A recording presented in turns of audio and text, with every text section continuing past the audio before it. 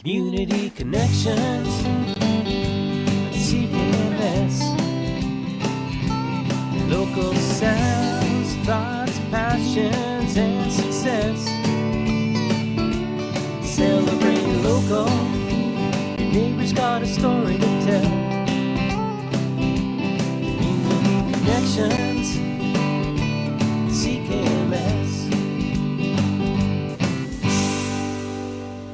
Happy Monday, Waterloo Region. It is the 4th of November, 2024. You're listening to CKMS Community Connections. My name is Bob Jonkman. In the studio today, we have Nate Bonassin, who's going to be doing a live on-air in-studio performance. But I want to tell you about the Parents for Community Living fundraiser that's going to be happening on Wednesday, the 6th of November, 2024. They'll be at Maxwell's at 6 p.m. to do a comedy show, fundraiser for some community living, independent living for people with developmental disabilities. We have some tickets to give away to that performance, so go to radiowaterloo.ca/listen, scroll down to the text box and type in the text box, "I would like to win the tickets to Stand Up for PCL," the comedy show. Leave your name and contact information. First person to do that will win a pair of free tickets to Wednesday's show. Nate, welcome to Community Connections. Let's listen to your music. This first world living, well, it sure ain't cheap. The price of freedom is getting pretty steep. This first world living, well, it sure ain't cheap. 'Cause they'll tax us when we're sleeping, and they'll tax us when we eat. Every dollar that we're saving, every breath that we breathe, they'll find a way to tax every single thing we need. 'Cause this first world living, well, it sure ain't cheap. The price of freedom is getting pretty steep. That first world living came at a cost so steep. All these lives that we threw in makes us all feel so cheap. Well, you see, this first world living, it sure tastes sweet. Though they tax the shoes we're wearing and the earth beneath our feet. Every dollar that we're saving, every breath that we breathe, they'll find a way to tax every single thing we need. Oh, they tax the dreams we're living and the sights we need to see. We're taxed for being born, and if we wish to rest in peace. 'Cause this first world living, well, it sure ain't cheap. The price of freedom is getting pretty steep. That first world living came at a cost so steep. All these lives that we've ruined makes us all feel so cheap. It all feels so cheap. This first world living came at a cost so steep. But you see, in this first world living, I found the best things in life are free. Just listening to the songs of nature while resting in the shade of the trees. The people that surround and love you unconditionally, helping one another is absolutely free. 'Cause this first world living, well, it sure ain't cheap. The price of freedom is getting pretty steep. That first world living came at a cost so steep. All these lives that we've ruined makes us all feel so cheap. It all feels so cheap. This first world living came at a cost so steep. All these lives that we've ruined makes us all feel so cheap.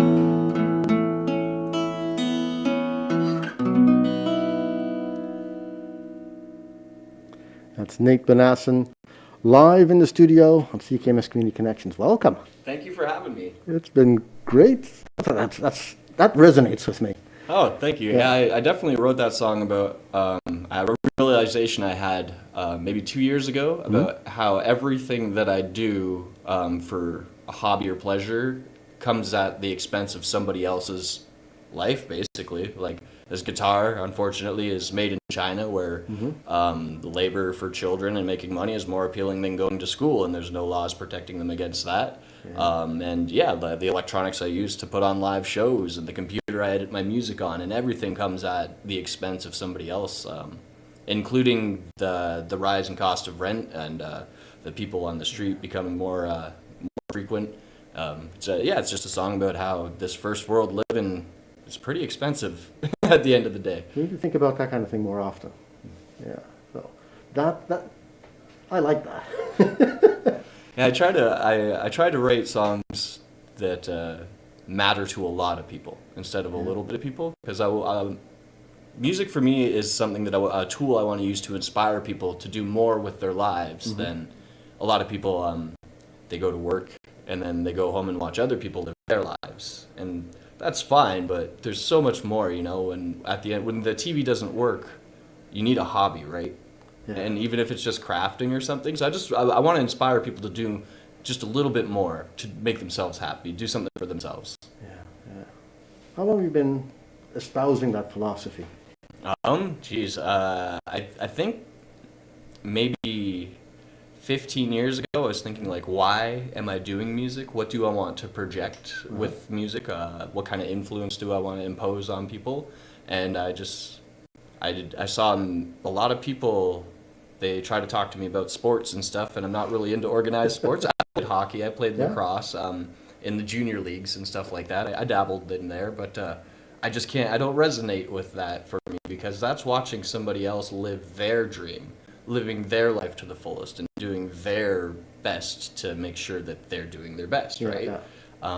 And I was like, well, I want more people to do their best rather than watching other people do their best and just sitting back and going for the ride, Sometimes it's good to take the wheel and drive. Yeah. So that's pervasive in your music, or is this just a one-off song that...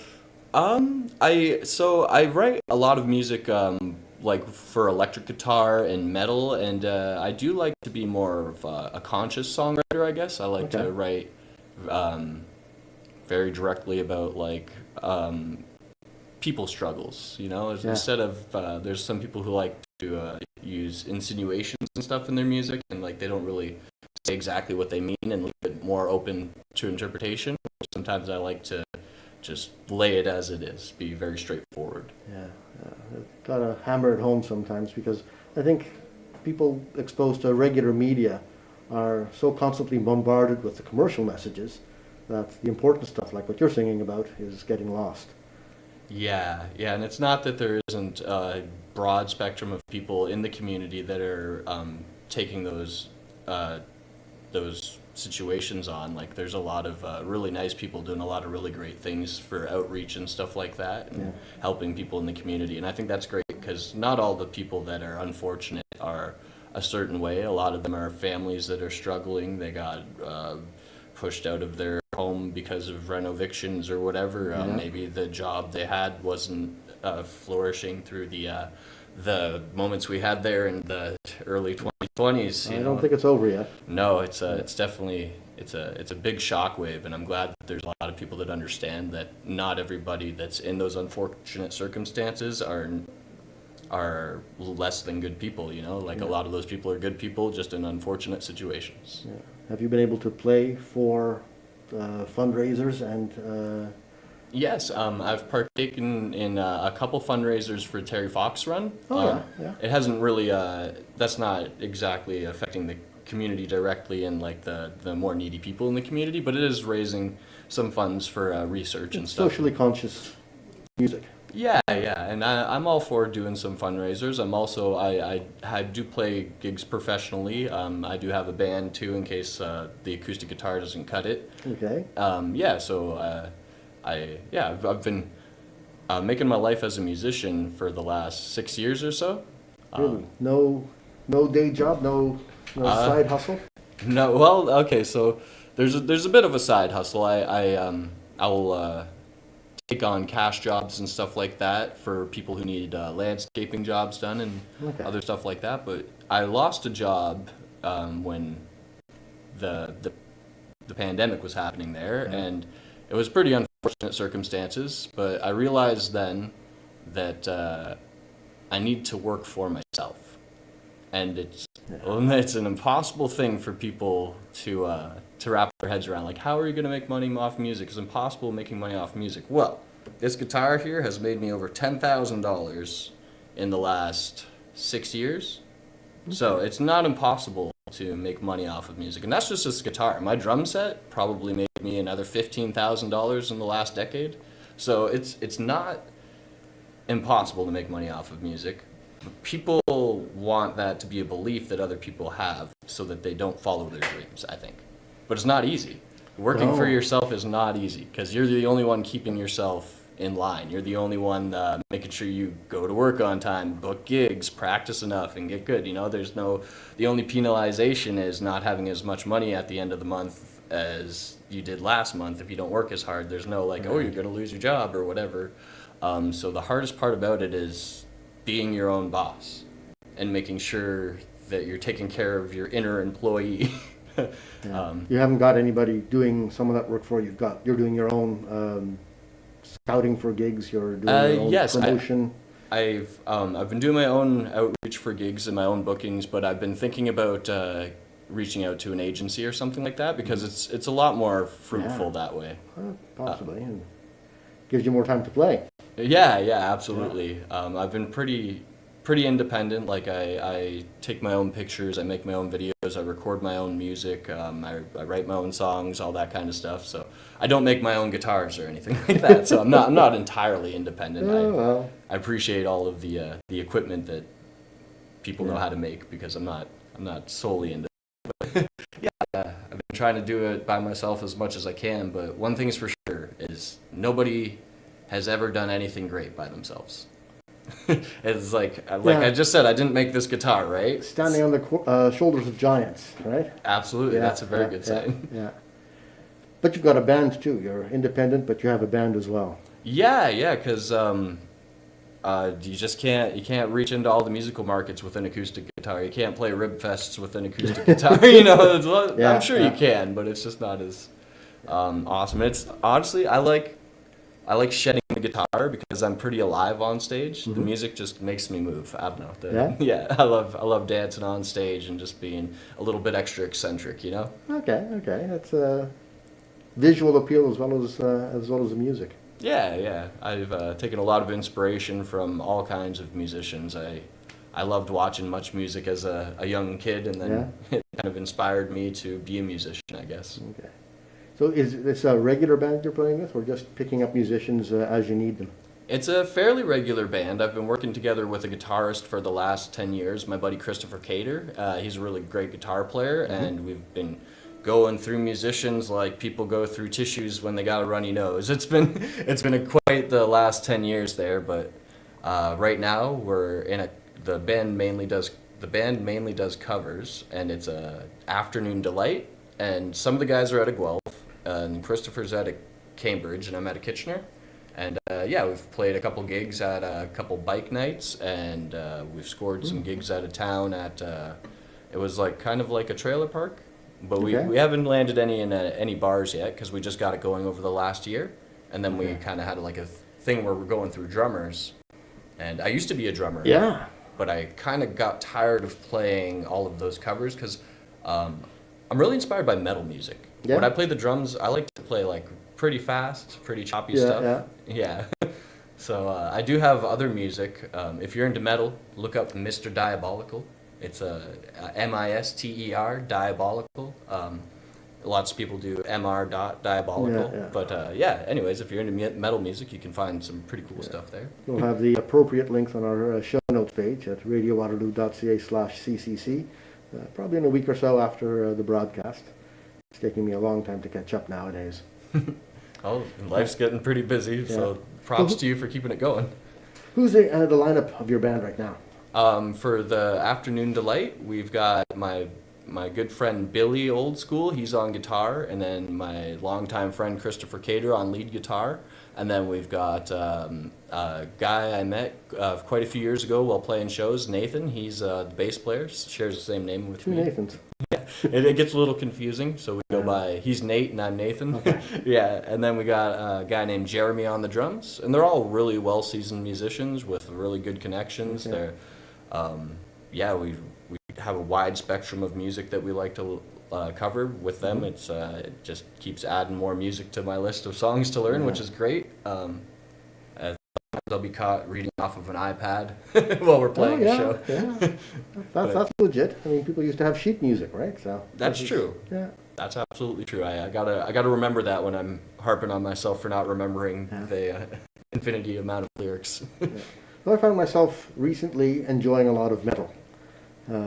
Surprising. I mean, I thought I was a jazz guy, a classical guy, but here's this metal stuff, and there's a lot of good tunefulness, a lot of good lyrics in there, a lot of technique, especially vocal technique and drum technique. I mean, thrash metal is something else. I have no idea how you can manage to drum so quickly.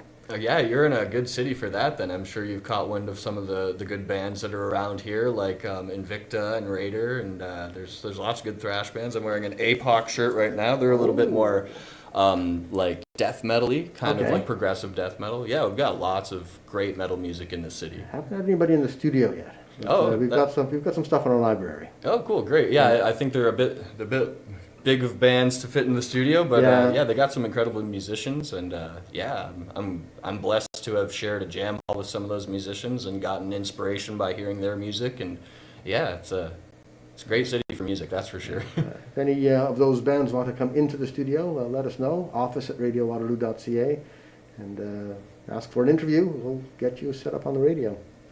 Is metal something you can play on an acoustic guitar? It's not something that translates well to the acoustic guitar, unfortunately, because it gets a little bit, I don't know, I guess it gets a little bit noisy on the acoustic guitar. Yeah. But, so like an example of like some metal that you could play is like...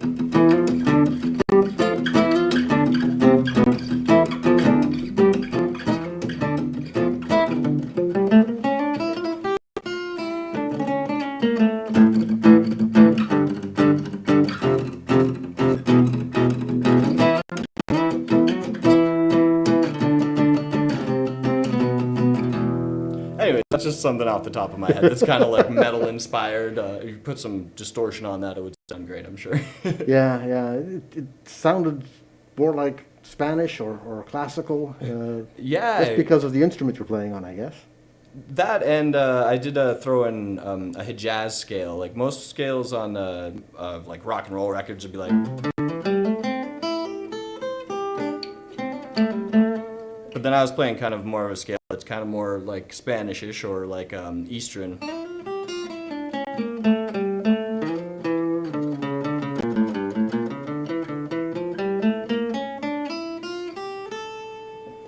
Yeah, I spent a lot of time in the last few years learning all my modes and all my positionings so that I can continue to solo up and down the neck, but it definitely is easier on electric guitar than it is on acoustic to do a lot of those kinds of fast runs and all of this and that and get good sustain and good tone out of it. Okay, why is that?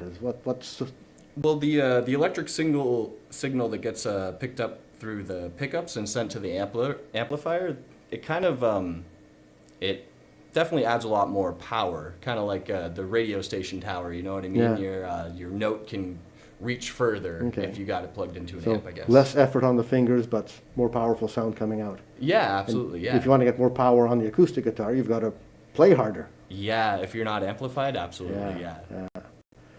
So no metal on the acoustic guitar, but you've got something else lined up for us? Yeah. It's a heavy rockin' song that I wrote on the electric guitar, and then I transposed it over to the acoustic guitar.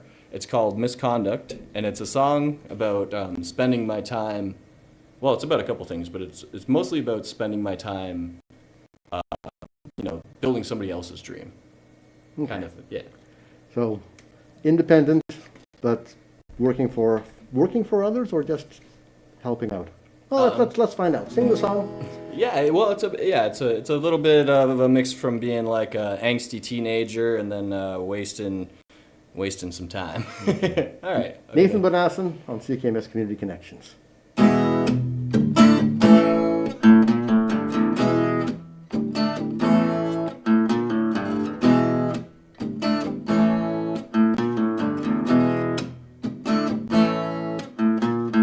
I've been down this road too many times before, living life just like it's an open door. Take whatever I need to feel complete, can't understand, there's nothing good inside of me in time.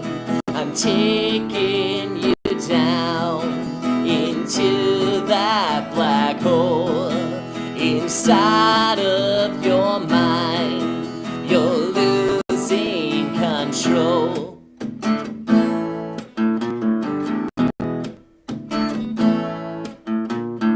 Out of control, living in my misery. Every second wide awake, I never sleep. Losing focus on all my fading dreams. I can't understand, there's nothing good inside of me in time.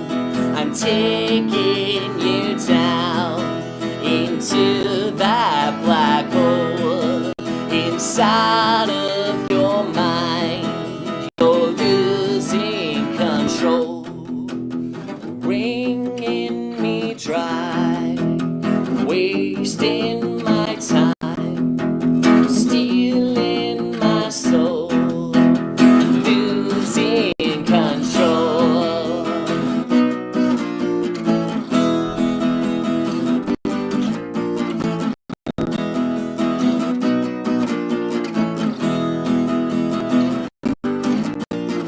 Out of control, living in my misery. Every second wide awake, I never sleep. Losing focus on all my fading dreams. I can't understand, there's nothing good inside of me in time. I'm taking you down into that black hole inside of your mind.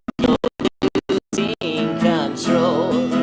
I'm taking you down into that black hole inside of your mind. You're losing control.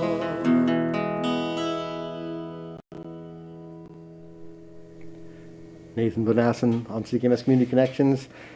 That had a little sinister overtone to it. Yeah, it's definitely kind of flashback to when I was maybe like a 16, somewhere between 16 and 18, and kind of like not really thinking about what I'm doing and like the repercussions, kind of like the butterfly effect, like the way you maybe treat people or the way you don't treat people as a teenager, being ignorant to like the effects of our actions. And then I guess like when it just like it's kind of like a nod to that, and then a little bit of a nod to like wasting energy on building somebody else's dream, I guess, which I didn't vibe well working in the industry. I worked in a lot of factories and stuff like that, Okay. like lots of Forbes 500 companies like Kuntz and BlackBerry and all this and that, and it was just thinking about that guy and him buying another house and another boat while I'm over here struggling, and I'm just like, oh man, is it worth it? Is it worth Your labor, his profits. Yeah, and I think it's important that we have a striving economy and lots of people that do that, because it's super important for our country and to live the way we do. It's just I feel like my path was definitely to be something more creative, kind of add to the culture instead of consume it so much. I've always been interested in video editing and music recording and stuff like that. Okay. You have your own studio? Sorry? You have your own recording studio? No, I wish I had my own recording studio, but I have a little interface and I find quiet rooms. Like, for instance, if you look up the song First World Livin' that I played earlier, you'll hear that it's kind of a lackluster quality because I recorded it in my closet at 11 o'clock at night, trying not to disturb my neighbors. But inspiration struck and I just really wanted to get it out there. And I'm a firm believer in letting people see the process, because too many people see musicians and they're like, they were just born great. They were just Yeah. born fit. Well, They that's were the impression born that I this." get. Absolutely. But it's as far as I know, it's something that you have to work towards and stuff. When I was 14 or 15, I had a girlfriend. She's like, I only ever lied to you about one thing. It's like, you're not a very good singer. So I thought to myself, man, I'm never going to be a good singer or whatever. And I took a lot of energy and put it towards learning how to sing. I haven't taken any Okay. lessons or anything, but I had a digital tutor on a DVD for a little while, so Okay. that helped a little bit. And I do want to get vocal lessons. I've been thinking about going to Long and McQuaid. I do appreciate that we have a store like Long and McQuaid in our city. This is not an endorsement or anything. It's just they're the reason I have this guitar. They're the reason I have a lot of musical instruments that I have, because their financing options were very good. Okay. And, Yeah. yeah. There's So- a money specter again. Yeah, it's being a musician is not cheap, but it does pay off if you put the work. Yeah. So you spend a lot of time practicing? Yes. Oh my goodness. Yeah. It's basically half of my life is just learning new songs and playing music. Cause I started. Well, I never even started playing an instrument. I started with some digital turntables, and they give you like some techno music, like Yeah. Skinny Puppy and bands like that, and then they would give you the drum loops that they'd used, and then you can cue the drum loops in, and then the other sound effects, and it's hard to explain, but then you could record your own samples into it too, and you could make kind of like, I don't know, techno or club songs, and they had turntables that you could scratch your Really? recordings on and stuff. It was pretty cool, but it was digital. You didn't put like a record on it or whatever sound that you had loaded Right. up, you could just, yeah, it was like basically one of the first digital systems. But now every DJ has Yeah, basically this yeah. this thing that I had as a toy. It's called DM Square Digital Music Mixer. Okay. Now we've got two turntables here in the studio, and we've got some DJs that actually do the analog scratching still. That's cool. Yeah. And people bring in their own steps as well, and do it digitally. Just plug it all onto the board and play the music. Yeah, I always appreciated that. A lot of people think that there's no musical talent in sampling or DJing, but there's such an ear for putting songs together and blending. It's a real talent in itself. Electronic musicians probably don't get enough credit, Yeah. but I appreciate the art that they do. Sadly, the CRTC doesn't recognize it as a separate musical genre. No. So, no. Oh well, that's okay. It hasn't gotten the official recognition, but I still appreciate them. Yeah, yeah. And we've got some shows on the air that do that. If you want to come in and join the radio station and do some of that on the air.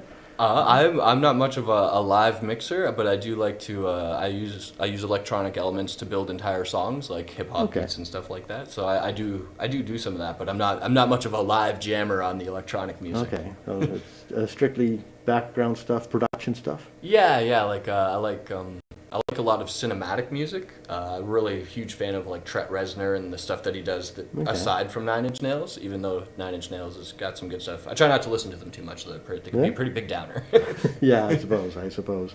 Speaking of downers, I ran across you at Waterloo Public Square.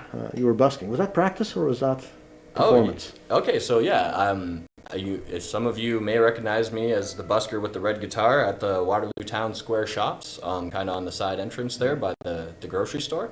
I started doing that 5 years ago almost. Oh, really? Yeah, it'll be 5 years in the spring. Okay. And I just kind of started plopping myself around random corners in Waterloo as practice. I wanted just to kind of get over my shyness, my nervousness. Despite your perception of me, you may think that I'm a little more outgoing than I am in public. If you start talking to me, I will definitely talk back, and I'll be very outgoing. But I can be pretty in my shell or whatever. It's Nathan Bonassin, the public persona. Yeah, so I started doing that a few years ago, and I made a sign that says, I accept tips, but I don't expect tips. I saw that. Because I was getting a lot of food and stuff. People were they were donating a lot of food. They're probably thinking that I'm maybe one of the less fortunate people, and I'm not fortunate. I'm not rich by any means. Anyways, so I wanted people to know that I don't need their donations, but if they want to donate to me, they can. Because there's a lot of people that needed that food that people were dropping off to me and stuff, and then I just wanted to make sure that if people were giving me money, they knew that I didn't need the money, but I want the money. Like I appreciate yeah. it. Thank you so much to everybody that's donated. It's been mind-boggling. Some days I've made like way more money than I ever would make in a factory, even at the top tier position. You know what I Really? mean? But then other days I've made like it's always worth going out. It's never not been worth going out because I've always had a positive interaction with somebody, or somebody said, "Oh, I really enjoy the music," or something like that. I've always made somebody smile, brought a little bit of life to an otherwise kind of like just dreary zone. But yeah, so it's never not been worth it. But there's been days where I've made less than $20 in 3 hours. Oh, okay. Yeah, which is fine. That's fine by me. But because there's days where I've made almost $200 in 5 hours. You know. Right. But yeah, it's great. It's paid my car insurance. Paid for gas. It's been an awesome income, but it's not like my sole source of income. So I have a lot of music online, and then that was generating quite a bit of revenue for a while there. But then I got kind of more focused on doing the live music and the busking and stuff like that, and starting up a band. So I had less time to focus on promoting my music, and I didn't hire anybody to do any promotion or marketing or anything like that because I'm not making a lot of money. Like I don't have like oodles of money to invest back into myself. But I feel like once I get to a point where maybe I am making more money and booking more gigs, I would definitely hire some kind of management because it gets a little bit lost in the back of my mind because I got a pretty busy life outside of music. Yeah. Get afternoon light out there a little bit more. Yeah. That might prompt you to hire the people that can do the things that you don't want to do yourself. Yeah, or can't do myself. There's a lot of things that I can't do or don't know how to do and couldn't be bothered to learn how to do anyways. Right. So ran into you there. Had a nice sign up, Nate Bonassin, and I recognized your name. Couldn't place you though until you started playing Trent Reznor's "Hurt." Yeah. Yeah, which reminded me of James Blacktop from The Boys and I, who played it here in the studio for me 4 or 5 years ago already. Wow. Yeah. And then, oh yes, you're Nathan Bonassin, the drummer for The Boys and I. Right, yeah. That is a band that I had a pretty good run with on the drums, and then we kind of all, we had a bit of a directional change there. I was maybe leaning more towards hoping that we would do more festivals and less of the gigs that were like hours away for hours at a time. It just it wasn't as appealing to me anymore. So James thought that it might be best that they continue on with a drummer that's open to everything. That was fine. So they're continuing on. They're still doing their thing, which is great. Like James is a great musician. He writes really good songs, and he's a really driven guy. Like I haven't ever been in a band with anybody who is as driven as him. Like and go-getter, you know what I mean? Like booking gigs, getting media done. Like I recorded in Chalet Studios where Rush had they recorded and wrote some of their best work. Well, I don't know, that could be arguable. Anyways, Rush was in there, Neil Peart was in there, Geddy was in there, like Alex was in there. Like I got to record in the same room as them because of James. So I appreciate like all the opportunities that experience, that band got me. Oh, like I've played the biggest gigs I've ever played. I've made the most money I've ever made in a gig with that band. So I'm really glad that he kept doing his thing. And yeah, they're a powerhouse band. If you need a band, like the boys and I are still going. Yeah. But also Afternoon Delight. Yes. So you've been a drummer there. You've been a drummer in other bands. Yeah, I've played drums in a punk band called Scream Bloody Murder, and I've been in another punk band called Backbreaker. Oh, Backbreaker. I've had Terry Helms in here too. Excellent. Yeah, they're continuing. Well, Terry is still going on. His band is called Hang the Landlord. I know there's a lot of vulgarities in these band names, but they're just the band names. I'm sorry. Yeah, so he's still doing his thing, which is great. I played drums in a band called Edge of Our Youth for a long time too, which is kind of like a side project. Well, it's my buddy and I, Chris's project, and we've been working together on that. It's his music basically. we should get him in here sometime. But he's a Cambridge guy. Is that still local? Well, yeah, Cambridge is local. Waterloo Yeah. region is local. Yeah, Well, might be local if we think about it a little bit. Yeah, we'll try to get him in here sometime because he's got some great original music, and I played drums with him for a while, but then we were kind of going through bandmates like Okay. pretty roughly, and like we were going through bass players and stuff. And we didn't really want to do just the guitar and drum thing. Yeah.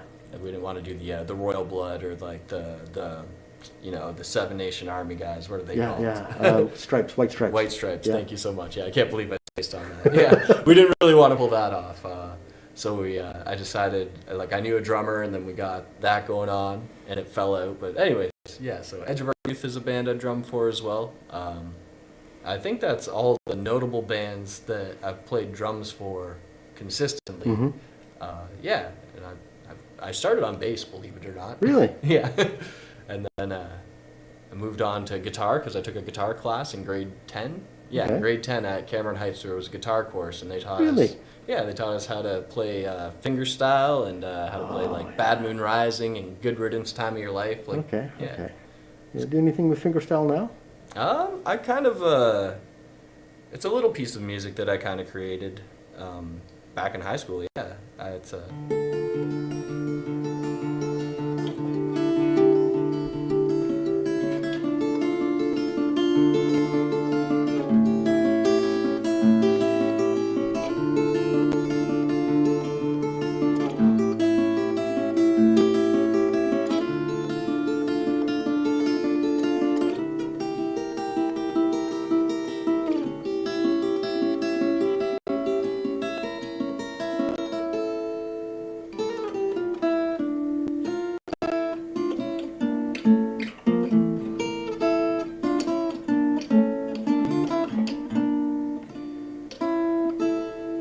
my guitar's a little bit out of tune. I broke a string last night, and if you're a musician, you know there are no music stores open on Sunday, and then they don't open until around 11 a.m. on Mondays.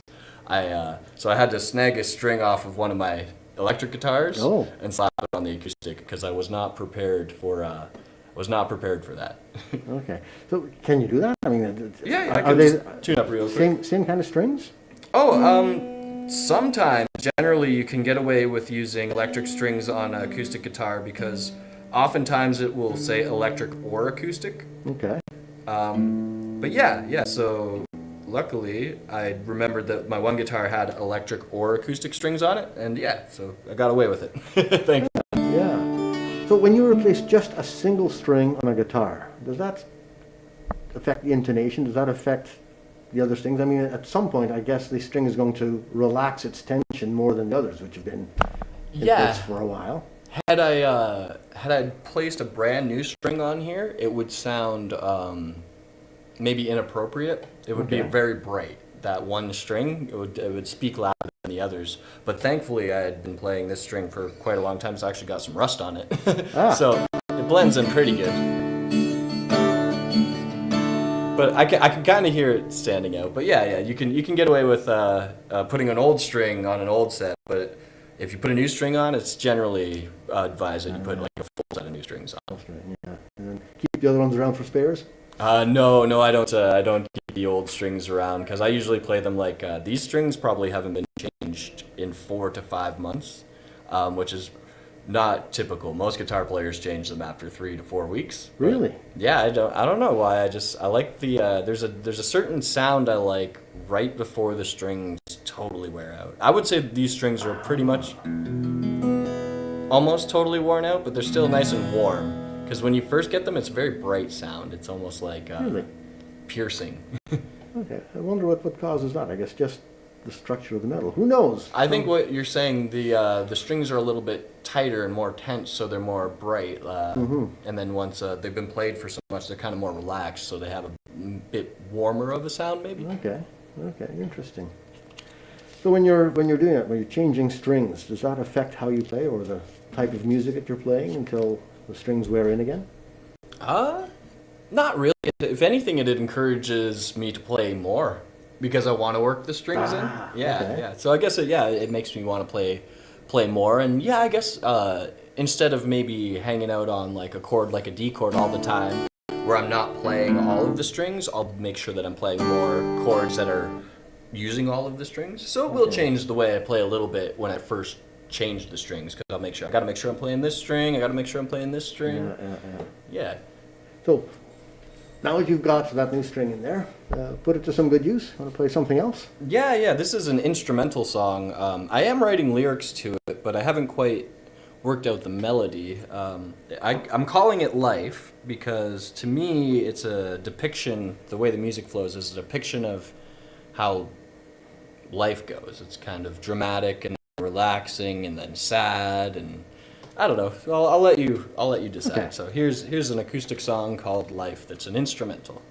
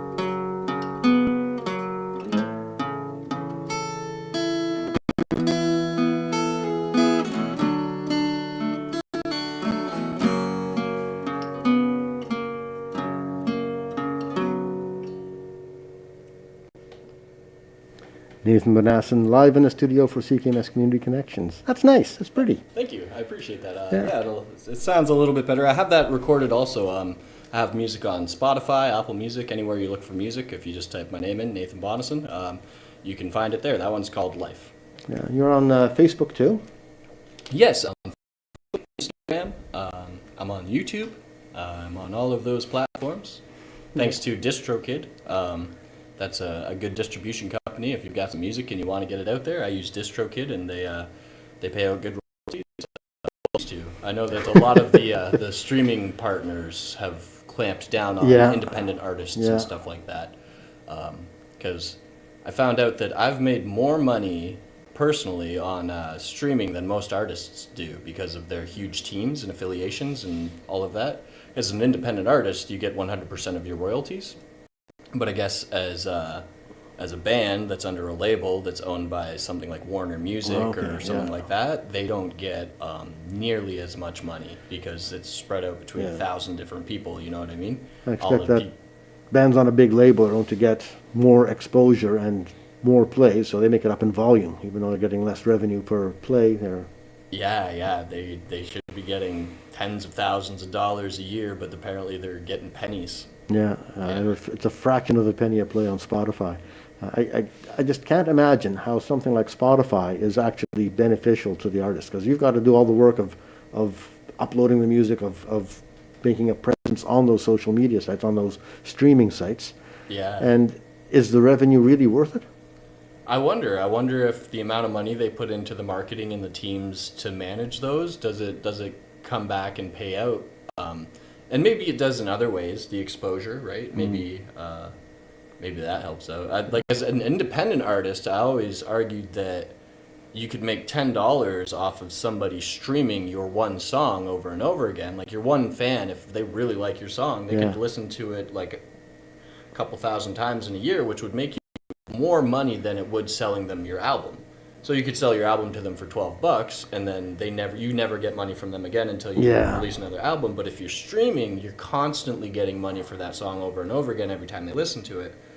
But as a part of a big label, I guess it doesn't balance out at the end. I think even as an independent, it's time you have to take away from writing, from performing, and I'm sure that performing, getting a gig is going to pay way better than that amount of time in streaming. Absolutely, yeah. That's where it's really at. If you are a performing artist, it's definitely the way to go. And I don't know about performing in stadiums or anything, but like at the local stages and the local bars, they will pay you for your time, and it'll be worth it if you make a good deal. I guess that's where having a manager or somebody doing your promotion for you can leverage that. Hopefully get some more money rolling in your direction. Yeah, as a musician, I try to tally out the hourly rate, and I do an average. I haven't done it as much recently, but it's usually averaging like around $25 an hour. So okay, that's a living wage. It's all right, but it's also a hefty grind, because as an independent musician or independent contractor or whatever, you're spending some of this free time making sure you have jobs. Whereas like when you work at a factory or something like that, or like some kind of distribution, like there's somebody getting the jobs for you guys. They're getting the customers and the contacts. So. Is there the anxiety of not landing a next gig? Yeah, absolutely. Overselling myself is a worry too. Like because a lot of times you have to set your price, right? And I try to start at $50 an hour as a musician, because like saying playing at like a bar or something, and sometimes higher if I know that like it's a well-paying gig. But because that covers the time traveled there, the time setting up, the time traveled home. Oh yeah. And most who gets paid to drive to work, right? Nobody gets paid to drive to and from work. So I try not to factor that in as my hourly rate thing. You know what I mean? But there's the setup. There's all the practice you have to put into it. That's factory worker doesn't have to go home and practice. Yeah, and it can pay off as a self-employed musician. I've bought a microphone, but it paid for itself, 100%. Okay. Yeah, so that's great. I got it. Yeah. So there's so if I needed a new guitar, it's a tool. I need this tool, and I could get it as a kind of like a tax write-off or whatever. Yeah. But it's definitely you got to put a lot of work in. So if you are going to be independent and successful, it's not something you can just say, oh, I'm gonna do it, and then do no work and expect to get an outcome. Right? It's like anything in life. You get what you put into it. Out of it. Yeah. I can do more to get myself some gigs. And while I'm on here, if anybody is looking for a musician to hire for your bar or anything, I do have about 3 hours of material, mostly covers and some originals. And I'm pretty open to working anywhere in the region, really. Yeah. So what's the best way for people to get a hold of you if they want to hire you for a gig? If you want to hire me for a gig and you have access to Facebook, you can use the link on Facebook there, or that we have to our Facebook page here. Facebook / Nathan Bonassin Live. Yeah, you can find me at Nathan Bonassin Live there. And Bonassin. Yeah, I've been Bonassin, mispronouncing your name for the last hour. No, it's okay. Yeah, I pronounce it Bonassin. I'm pretty sure it's Bonassin. Like kind of like saying it like bon, like French, but it's not French. It's a inherited name from my grandfather after my grandmother remarried. It's a Croatian last name, but I have no like Croatian heritage or anything like that. But I just didn't. I got the last name, which is fine. That's cool. Okay. Anyway, all your contact information is on Facebook. It'll be on our show notes page as well. So, you can send an email to Nathan_Bonassin@hotmail.com too, if you want to reach out to me on email. Yeah. Got any big gigs planned in the next not little at the while? moment. There's so I was kind of dialing down on the music because I was getting ready to go to college. I got accepted for a course at Conestoga College, their television, broadcasting, and independent production. Oh. Yeah, it was going to be a real good thing. I got the acceptance letter and everything, but not enough people applied for the January run of the course. Oh. So it got terminated. So I got to reapply for the September course. Oh man. Yeah. That's a downer. I was like pretty set. I'm like going to college. Everything was set. I had the OSAP worked out and everything, and then they're like, but not enough people applied. So I was like, dang, now what am I going to do? So I'm starting to ramp back up into like thinking about how I can plan my winter months out, because I was going to spend that learning how to use cameras and microphones better.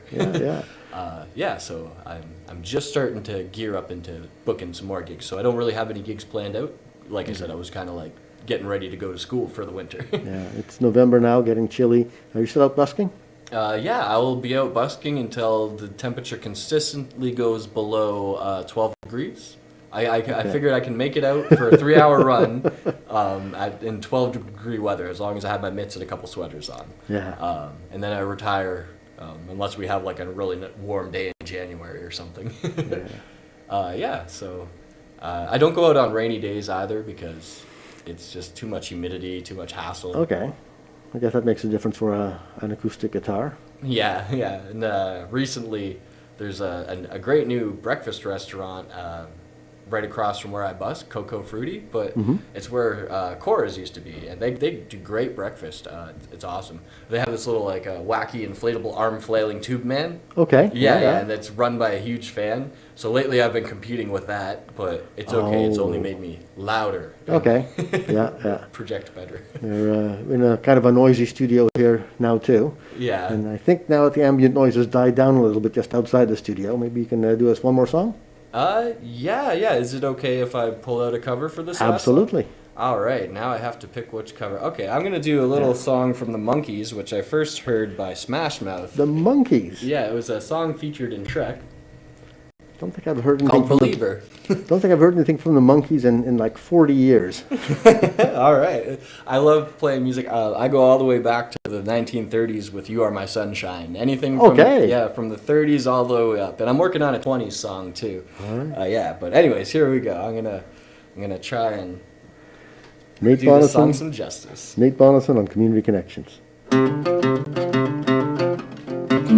thought love was only true in fairy tales, meant for someone else but not for me. Love was out to get me, that's the way it seemed. Disappointment haunting all my dreams. Then I saw her face, and I'm a believer, not a trace of doubt in my mind. Well, I'm in love, oh yeah, I'm a believer. I couldn't leave her if I tried. I thought love was more or less a given thing. The more I give, the less I got, oh yeah. What's the use of trying? All you get is pain. When I wanted sunshine, I got rain. Then I saw her face. Now I'm a believer, not a trace of doubt in my mind.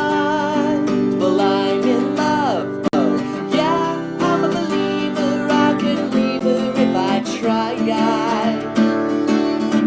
What's the use of trying? All you get is pain. When I wanted sunshine, I got rain. Then I saw her face.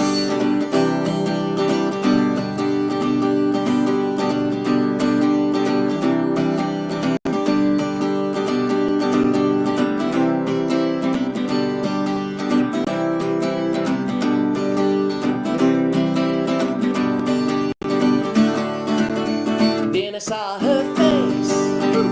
Now I'm a believer, not a trace of doubt in my mind. Well, I'm in love, oh yeah, I'm a believer. I couldn't leave her if I tried.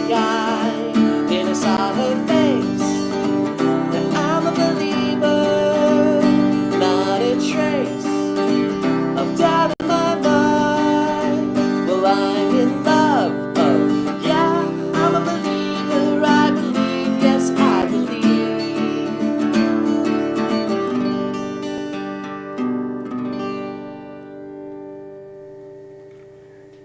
Nathan Bonassin taking us back to the 1960s with I'm a Believer.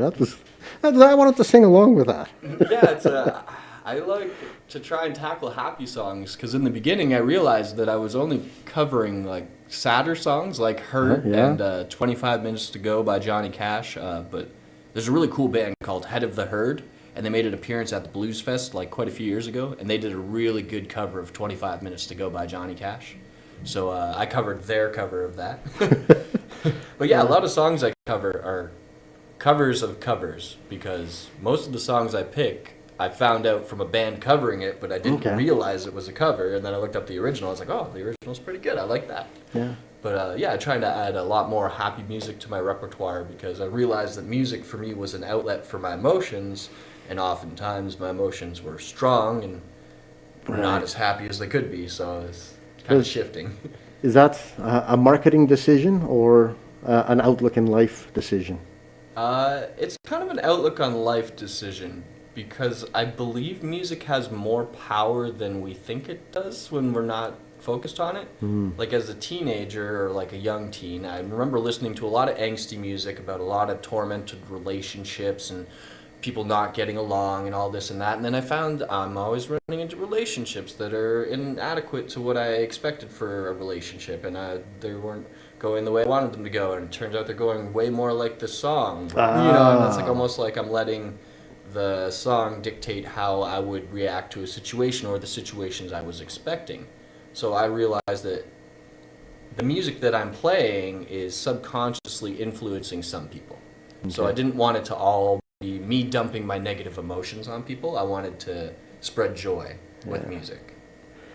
No. Continue to do that. Spread joy with your music. And can you play me out? Yeah. All right. I got something. Okay, we've been listening to Nate Bonassin on CKMS Community Connections, live on the air today. CKMS Community Connections is sponsored by Radio Waterloo. It's a production of Radio Waterloo. Executive producer is Jennifer Strong. My name is Bob Jonkman. Nate Bonassin, thank you so much for coming in and spending an hour with me. It's been great. Yeah, thank you so much to CKMS 102.7 FM, Radio Waterloo, for having me out. CKMS Community Connections airs every Monday at 11 and alternate Fridays at 3.